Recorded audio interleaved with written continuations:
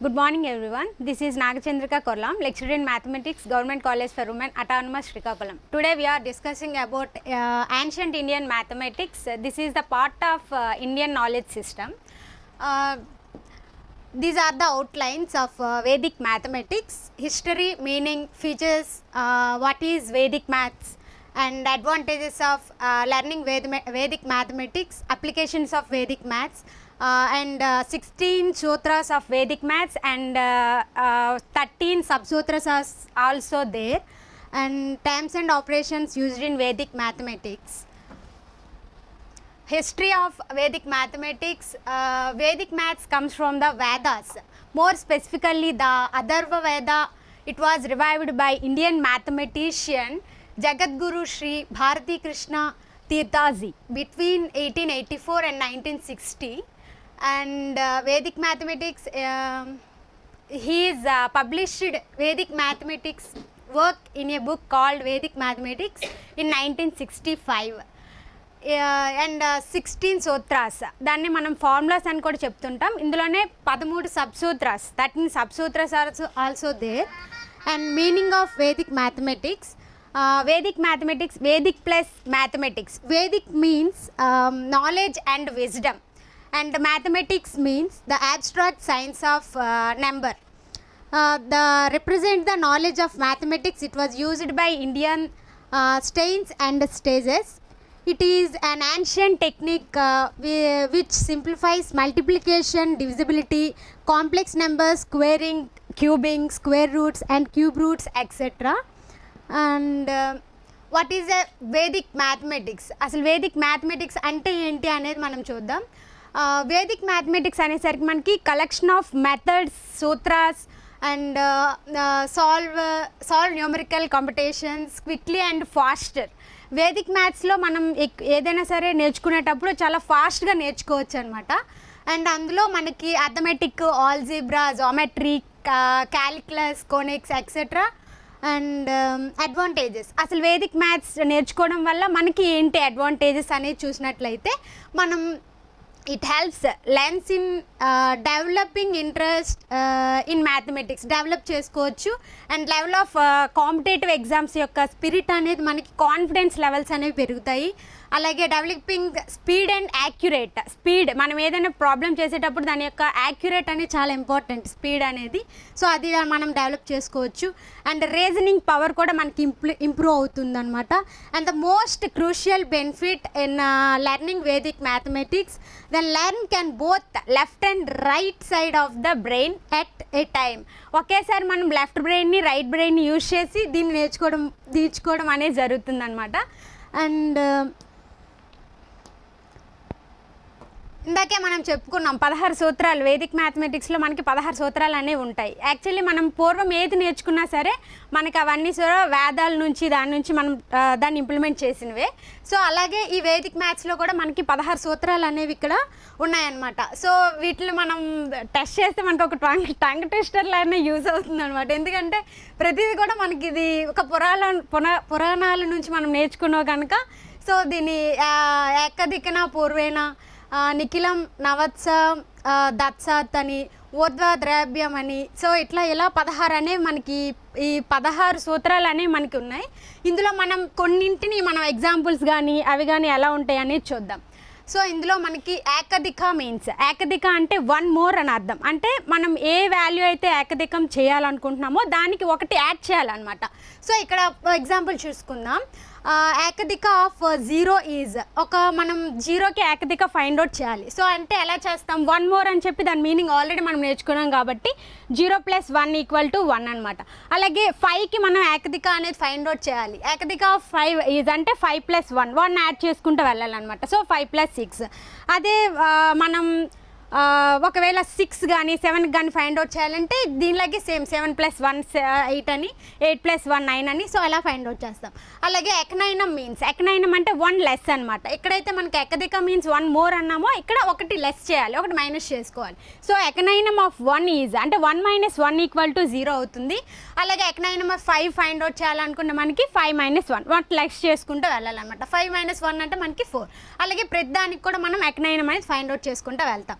అలాగే పోరక్ మీన్స్ అంటే compliment from 10 అనమాట. అంటే ఏ వాల్యూ తీసుకున్నా సరే, ఇంతకటి వరకు మనం ఏం చేసాం, ఒకటి యాడ్ చేయడం లేదా ఒకటి తీయడం చేసాం. సో ఇక్కడ మనం పోరక మీన్స్ అంటే మనం ఇక్కడ ఏం చేయాలంటే 10 అనేది ఫిక్స్డ్ చేసుకోవాలన్నమాట. 10 వాల్యూ అనేది ఫిక్స్ చేసుకొని అక్కడ పోరక్ ఆఫ్ 1 అన్నామంటే ఆ 10లో నుంచి ఆ 1 వాల్యూ తీసేయాలి. లేదా పోరక్ ఆఫ్ 3 అన్నాం, సో 10 - 3 చేయాలి. లేదు అంటే 10 - 10 అడిగాడు అనుకోండి, అంటే పోరక్ ఆఫ్ 10 అడిగితే 10 - 10 దట్ ఈక్వల్ టు 0 అనమాట. సో అలా పోరక వాల్యూస్ ఫైండ్ అవుట్ చేస్తాం. అలాగే రేఖాంక మీన్స్ మనకి రేఖాంక అంటే తెలిసిన విషయమే. So digit with a bar అని ఇట్స్ టాప్ అనమాట. అంటే ఏదైనా ఒక వాల్యూ తీసుకునేటప్పుడు 5 బార్ అని 3 బార్ అని రాసేటప్పుడు మనం ఒక పైన ఒక బార్ సింబల్ని యాడ్ చేసుకుంటూ వెళ్తాం కదా, సో దాన్ని మనం రేఖాంక అని చెప్తున్నాం. అలాగే బీజాంక మీన్స్ అంటే some of digits of a number added up to get a single digit అనమాట. అంటే ఇక్కడ చూడండి, బీజాంక ఆఫ్ 27 మనకి డివిజిబిలిటీ రూల్ 3 తెలిసే ఉంటుంది. సో ఏ వాల్యూ తీసుకున్నా సరే ఆ వాల్యూ అన్నిటిని మనం యాడ్ చేస్తాము. వచ్చిన వాల్యూని మనం 3తో కనుక డివిజిబుల్ అయితే అది 3తో డివిజిబుల్ అవుతుందని చెప్తాం. సో అట్లాగే ఇక్కడ బీజాంక ఆఫ్ 27 అనే దానికి కూడాను ఆ వాల్యూస్ అనేవి యాడ్ చేసుకోవాలి. 2 + 7 అలాగే 358 ఇచ్చాడు, 3 + 5 + 8. సో ఆ వాల్యూస్ ఏవైతే వస్తున్నాయో దాన్నే మనం బీజాంక అని చెప్పి రాసుకుంటాం అనమాట. అలాగే వెనికులం మీన్స్ మనం వి బాడ్మాస్ రూల్ మనకు ఆల్రెడీ తెలిసిందే. సో అందులో మనం వి అనేది స్పెసిఫిక్గా చెప్పుకోము, బాడ్మాస్ రూల్ వరకు చెప్పుకుంటాం. సో అందులో కూడా వెనికులం అనేసరికి మనకి ఏంటంటే ఆ వాల్యూ అనేది బార్ తీసుకుంటాం. When we use positive and negative digit together this is called the vinculum number. For example 1 and 2 bar అనుకున్నాం అనుకోండి, అంటే ఒక పాజిటివ్ వాల్యూ ఒక నెగిటివ్ వాల్యూ అనేది తీసుకుంటాం. సో 1 and 2 బార్ అనేసరికి 1 అనేది పాజిటివ్ వస్తుంది, దేనికైతే మనకి బార్ అప్లై చేస్తున్నామో ఆ వాల్యూ అనేది నెగిటివ్ కింద చెప్తున్నాం. So is vinculum where 1 is positive and 2 is a negative అనమాట. So these are the examples of 16 సూత్రాల్లో నుంచి కొన్ని తీసుకుని ఎగ్జాంపుల్స్ అనేవి చెప్తున్నాం. అలాగే మనకి యాన్షియంట్ దీంట్లో మనం చూసుకున్నట్లయితే ఆర్యభట్ట కానీ బ్రహ్మగుప్తుడు కానీ ఇలా మనకి చాలా శాస్త్రవేత్తలు అనేవారు ఉన్నారు.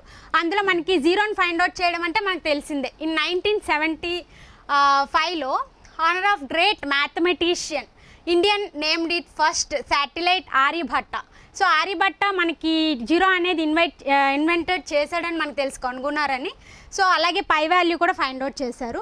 దాంతోపాటు బ్రహ్మగుప్తాది కూడాను జీరో వాల్యూ డెవలప్ చేయడానికి మంచి పాత్రని అభ్యసించారు. సో ఇందులో బ్రహ్మగుప్త కూడా మనకి ఏంటంటే astronomer and mathematician who was the first to give rules to compute with zero అనమాట. సో వీళ్ళతో చూసినట్లయితే మనకి సో ఆర్యభట్ట గురించి మనం చెప్పుకుంటున్నాం కాబట్టి సున్నాను కనుక్కున్నారు. అయితే ఇక్కడ సున్నా సృష్టికర్త ఎవరు అనేది మనకు తెలిసిందే. అయితే ఇప్పుడు వరకు అయితే మనకు నెంబర్స్ తెలుసు, 1 2 3 4 5 కౌంట్ చేసుకుంటూ వెళ్ళిపోతున్నాం.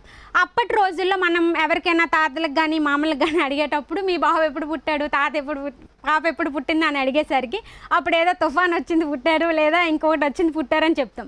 అంటే అప్పటి రోజుల్లో మనకొక గుర్తింపు అనమాట, అదొక గుర్తుగా చెప్పుకునేవాళ్ళం.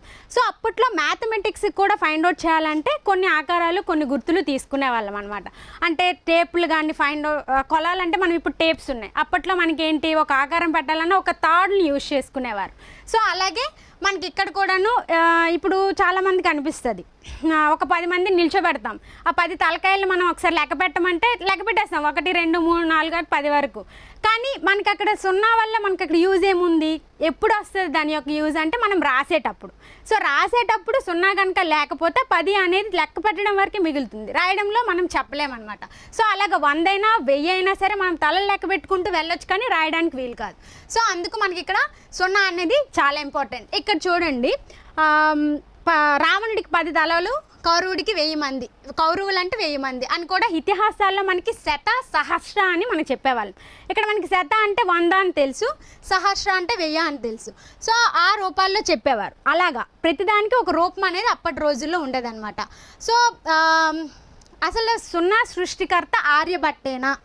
గణిత శాస్త్రంలో సున్నా ద్వారా మన భారతీయులు తెచ్చిన విప్లవకు మార్పులు ఏంటి అని తెలుస్తుంది. దాని గురించి చూసినట్లయితే పూర్వం మనం పెద్ద పెద్ద సంఖ్యలు వాడేటప్పుడు నెంబరింగ్ కాకుండా మనకి ఎలా ఉండేదంటే ఇలా మనకి సీలు కానీ రోమన్ నెంబర్స్ అనేవి ఉండేవి, సి కానీ డి కానీ ఎం కానీ.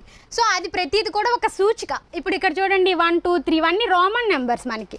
సో ఇప్పుడు కనిపెట్టిన దాంట్లో మనకి 9 10 11 ఇట్లా మనం నెంబర్స్ అనేవి చెప్పుకుంటున్నాం. అప్పుడులో మనం ఎవరికి అడిగినా సరే 9 + 1 అంటే 10 అని చెప్పేవారు.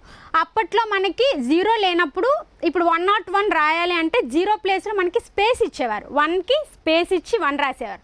అది దాని మీనింగ్ అప్పట్లో 101. కానీ మనం ఏం చెప్తామంటే 11 అని చెప్పి చదవడానికి చాలా ఛాన్సెస్ ఉంటాయి ఇప్పుడు రోజుల్లో అయితే. సో ఆ సున్నాని కనిపెట్టకపోతే మనకి ఇప్పుడు ఆ వాల్యూ అనేది అంత ఖచ్చితంగా మనం ప్రతిదానికి కనుక్కునేది చాలా కష్టమవుతుంది. అలాగే ఇంకొకటి అయితే సున్నా కనిపెట్టడం ద్వారానే ఆర్యభట్ట అంత పెద్ద గణిత శాస్త్రవేత్త అయ్యాడా అనే ఆలోచన ఎవరికైనా వస్తుంది. సున్నా కనిపెట్టడం వల్ల అంత పెద్ద గణిత శాస్త్రం అవడానికి ఛాన్సెస్ ఏంటి ఉన్నాయని. అయితే సున్నాని కనిపెట్టడమే కాకుండా దాన్ని ఎలా వాడాలి అనేది కూడా మనకి ఆర్యభట్టనే తెలియజేశాడు. సో సాధారణంగా మనకి ఖగోళ గణనల కోసం ఆర్యభట్ట సున్నాను ఉపయోగించారనమాట. చాలా ప్రపంచానికి పరిచయం చేశారు. సాధారణ ఖగోళ గణన కోసం ఆర్యభట్ట సున్నాను ఉపయోగించారు. దాని ప్రాముఖ్యత మరింత విస్తృతం చేశారనమాట. సో దీంతో పాటు మనకి పై వాల్యూ తెలుసు. సో ఆ పై వాల్యూని ఫైండ్ అవుట్ చేసేటప్పుడు కూడా ఆర్యభట్ట పాత్ర అనేది చాలా ఉంది. కాకపోతే అది ప్రపంచానికి తెలియజేయలేదు. తర్వాత బ్రిటిషర్స్ ఎవరో ఫైండ్ అవుట్ చేసేటప్పుడు అప్రాక్సిమేట్గా వాల్యూకి ఈక్వల్ అయింది కాబట్టి అది మనకి బయటకు వచ్చింది. అలాగే సున్నాన్ని కనిపెట్టడం ద్వారా లెక్కలు చేయడం సులభతరం అయిందని చెప్పుకుంటున్నాం. కానీ ఇప్పుడు ఏమవుతుంది, ఇప్పుడు ఆధునిక రూపాల్లో అయితే ఈ వాల్యూ ఉంది, 456981 అనే సంఖ్య మనకు ఉంది. అయితే కలపడానికి మనకి అది ట్రై చేస్తే నెంబరింగ్ కాబట్టి చేసేస్తున్నాం.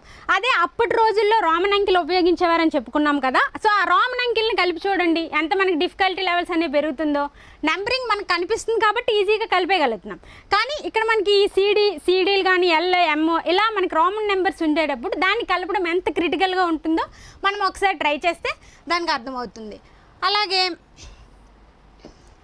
బ్రహ్మగుప్తుడు కూడా మనకి సున్నాని ఎప్పుడైతే ఆర్యభట్ట కనిపెట్టాడో దాన్ని దేనికి సున్నా యాడ్ చేసినా సరే, సున్నాకి ఏ వాల్యూ కలిపినా తీసివేసినా దాని వాల్యూ అనేది మనకి మారదు అని చెప్పి కనుక్కున్నాడు అనమాట. అలాగే దీంతోపాటు పైథాగరస్, యూక్లిడియన్ వంటి పేరుగాంచిన శాస్త్రవేత్తలు తమ సంఖ్యాశాస్త్రంను ఉపయోగించలేదు. వారు ఎక్కువగా ధనాత్మక పూర్ణాంకాలపైన దృష్టి సారించారనమాట. సో ప్రపంచం అంతా శూన్యభావన ఉన్నప్పటికీ దాన్ని ప్రత్యేకంగా గుర్తేమీ లేవని వినియోగించలేదు. సున్నా అవసరం లేని చోట ఖాళీగా వదిలేశారు. కానీ మన దేశంలో మాత్రం ప్రత్యేక సంఖ్యగా భావించారు. బ్రహ్మగుప్తుడు అంకగణితంతో పాటు బీజగణితంలోను కూడా సున్నాను వాడారనమాట. సో అది. అలాగే మ్యాథ్స్లో మనకి భాస్కరుడి పాత్ర కూడా ఉంది. భాస్కరుడి పాత్ర అంటే మనకి 1ని 0తో భాగించిన ఫలితం అనేది మనకి అనంతం అని తేల్చాడు. అంటే మనకి ఇన్ఫినిటీ వాల్యూ మనకు తెలిసిందే. ఇప్పుడు 0కి మనం ఏ వాల్యూ యాడ్ చేసినా తీసివేసినా దాని వాల్యూ మారదని చెప్పుకున్నాము. అలాగే దాన్ని భాగించేటప్పుడు దాని వాల్యూ అనేది మనకి ఇన్ఫినిటీ అవుతుంది. అంటే దాని వాల్యూ మనం కనుక్కోలేమన్నమాట. అయితే 3 - 3 చేసేటప్పుడు భాస్కరుడు ఇంకొక మాట కూడా చెప్పాడు. ఇప్పుడు 3 - 3 చేసేటప్పుడు వాల్యూ 0 అవుతుంది. అది 3 - 4 చేసేటప్పుడు మనకి నెగిటివ్ వాల్యూస్ అని వచ్చాయి. సో ఈ భాస్కరుడు అనే ఆయనే మనకి నెగిటివ్ వాల్యూస్ని కూడా ఫైండ్ అవుట్ చేయడం జరిగిందనమాట. సో అలాగే సున్నాను కనిపెట్టిన ఇతనే మనం ఇందాక చెప్పుకున్నాం. పై వాల్యూ కూడా 3.1416 అని.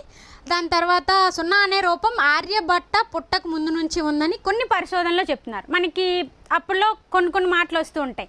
ఆ సున్నా అనేది ఆర్యభట్టే కనుక్కున్నాడని కొందరంటే, కొందరు ఏమంటారంటే ఇప్పుడు చెప్పాం కదా కొన్ని గుర్తుల ద్వారా మనకి అది తెలుస్తుందని అప్పటి రోజుల్లో. సో అలాగే అది ఇసుకలో ఒక రాయి అనేది పెట్టి బయటికి తీసేటప్పుడు ఆ ఆకారాన్ని బట్టి సున్నా అనేది ఫామ్ అయిందని చెప్పి కూడా మనకి చెప్పడం జరుగుతుంది. అయితే